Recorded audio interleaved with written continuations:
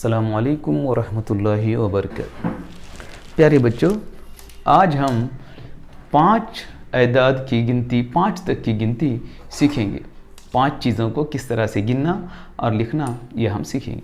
देखिए, 1 2 3 4 5 गिलास, 1 2 3 4 5 प्याज, 1 2 3 4 5 लहसुन, 1 2 3 4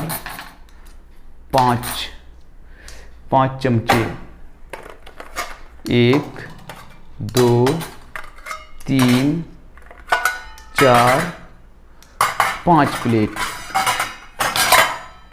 अब हम देखेंगे कि 5 लिखते किस तरह से हैं।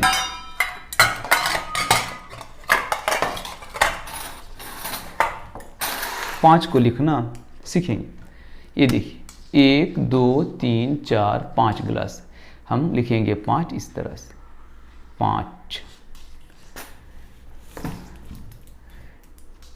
1 2 3 4 5 प्याज हैं, हम लिखेंगे इस तरह से, 5। 5 लहसुन है, हम लिखेंगे इस तरह से,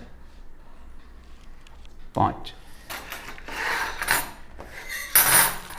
5 चमचे हैं, हम लिखेंगे इस तरह से, 5। आप भी अपने घर में पाई जाने वाली 5 चीज़ों को लेकर गिनेंगे और लिखेंगे। अस्सलामु अलैकुम वरहमतुल्लाहि वबरकातुहू।